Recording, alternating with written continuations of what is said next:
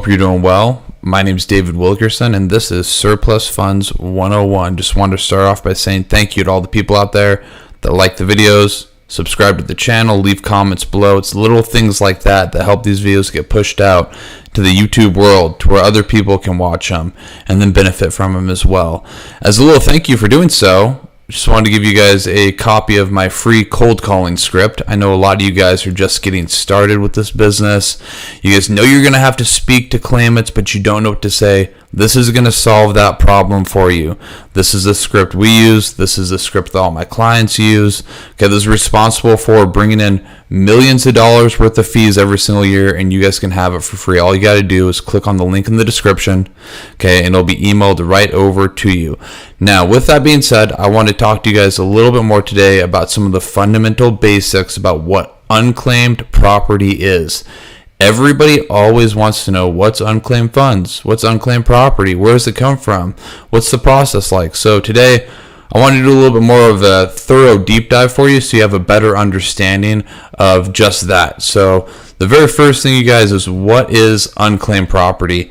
Okay, unclaimed funds, also known as unclaimed property, refers to the financial assets or property that has been abandoned or forgotten by their owners for a specific period, typically because the owner has failed to claim or interact with the asset for an extended period of time. Okay, these funds can come from various sources and take several forms. Now, up here, I want to go over some of the different types of unclaimed property. There's really 8 of them. I just wanted to put the top 6. I know a lot of you guys are investigators and have the mindset that you want to go after accounts that you can make money on. And so the other 2 just historically have been really, really low account volume. And so they aren't going to be really worth your time. Obviously, if you are assisting an individual with a claim and you do a double check on that person and you find that they have them, you're going to roll them all up into one claim and gobble them all up. And so I definitely go after them. But I just want to put the top 6 here. So let's go over these one by one. The very first one is bank accounts. So savings accounts, checking accounts, and certificates of deposit, CDs, that have no activity for a certain period of time. The second one is uncashed checks. These are going to be payroll checks, dividend checks, refund checks, or any other uncashed payments.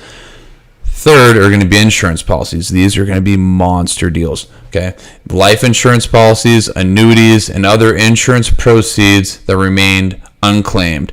Number 4, stocks and dividends, another monster account type to focus on, you guys. But these are going to be unclaimed stocks, bonds, mutual funds, and dividends. Okay, number 5 is going to be utility deposits. So these are going to be security deposits with utility companies or landlords that have not been refunded.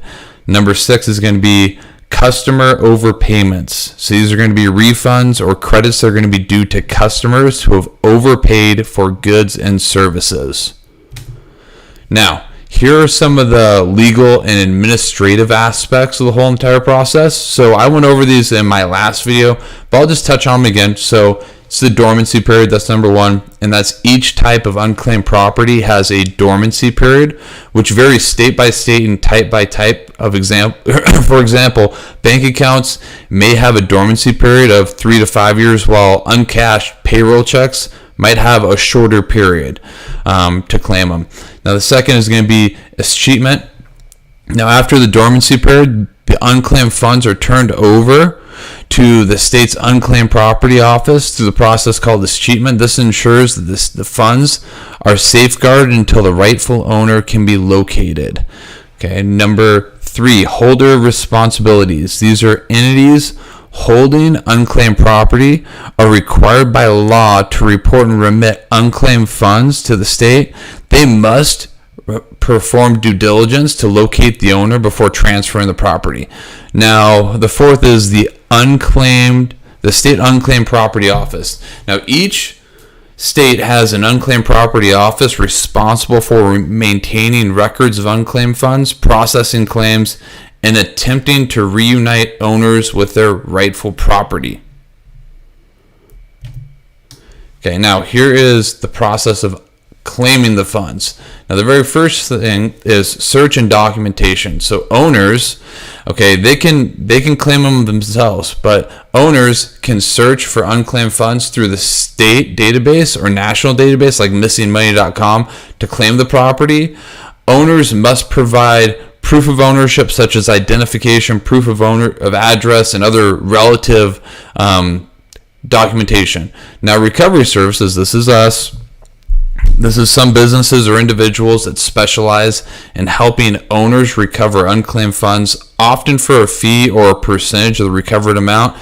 These recovery agents can navigate the claim process to ensure that all necessary documentation is provided and the whole entire process goes smoothly.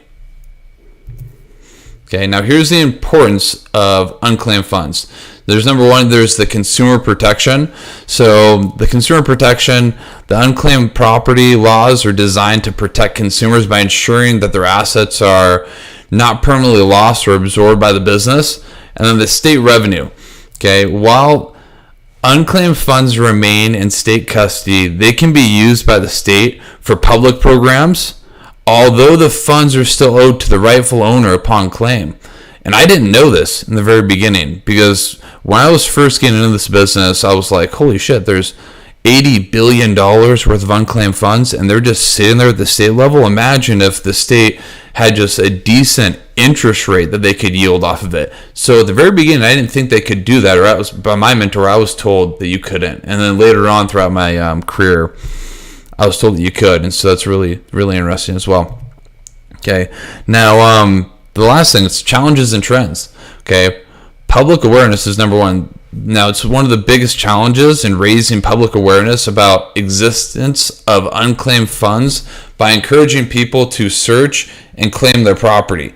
Now, this right here is the most difficult part. This is why people don't claim their property. Well, one, they don't know about it. Two, it's extremely difficult for any state agency to run an advertising campaign to target them.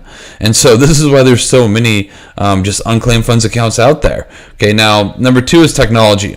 Technology advances have made it easier for states to manage the unclaimed property and for individuals to search and claim for their funds online. Now, I've been doing this for a really, really long time, you guys. This right here over the past 5 years has been the biggest difference in the industry. A lot of state departments have all adopted technology to where you can submit claim packages online. Back in the day, it was snail mail. Like, you had to mail everything, and it took a long time. Now it's really streamlined and easy. But the third thing is just legislation. Okay, it's ongoing legislative changes that aim to streamline this treatment process, enhance due diligence requirements, and protect the rightful owners. But you guys, this is it. This is all I got for you. Hope this helped.